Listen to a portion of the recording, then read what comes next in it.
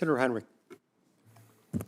We had a little bit of a discussion around incandescent and solid-state lighting earlier, so I thought I would take the opportunity to give some credit where credit is due. Our national labs are the envy of the world, and Sandia National Lab in particular played a key role in the creation of solid-state lighting. So I pulled up some numbers off the internet from the Department of Energy and some other tanks that have analyzed the benefits of that, and I thought it was interesting that that the cost to run a LED light bulb for 1,000 hours is $1.32, and the cost to run an incandescent light bulb for the same amount of hours is $6.60. So there is actually an 80% savings over that first 1,000 hours.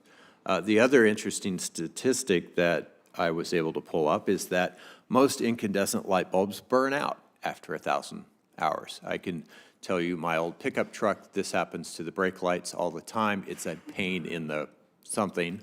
And so when you replace that incandescent with a LED, you actually get 25 times the life. And we have all of that we have our national labs to thank for that. Mr. Erdos, I wanted to ask you a particular tribal question. The Office of Surface Mining is responsible for permitting oversight for all coal mines on tribal lands, and that includes 4 sites right now in the Navajo Nation. So when we're talking about operations on tribal land, consultation is a legal requirement. It's not, in my view, adequate.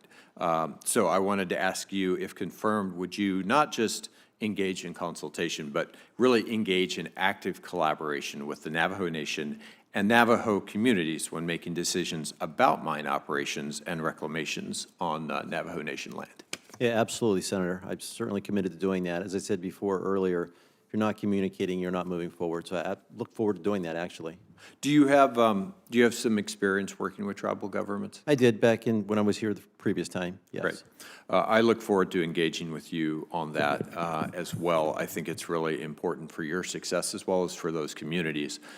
Ms. Robertson, I wanted to ask you, give you something that's been raised to me, and I wanted to give you a chance to speak to it, is that Franklin has had a number of both Clean Air Act and spills in the state of New Mexico, several dozen spills, in fact.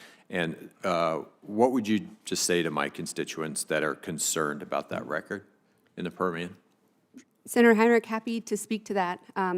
Franklin Mountain Energy is now sold, but when we built this company from a few barrels a day to over 65,000 barrels a day of oil production, growing a organization from raw BLM leases in southeast New Mexico to running 5 rigs at one time is a massive 24/7 manufacturing operation for which our team has an outstanding safety record and an outstanding EPA air quality record. We did have a number of violations that were cited.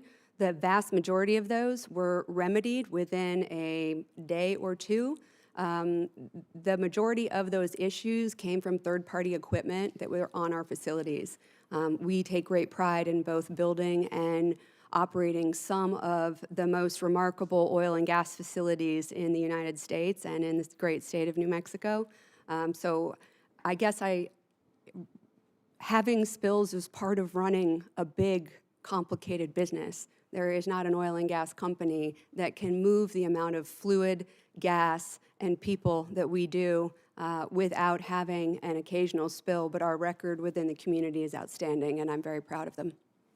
I appreciate your response to that. I think that while these impacts are a reality, they also have very real impacts on my constituents, and so I think the goal, as challenging as it is, should be zero.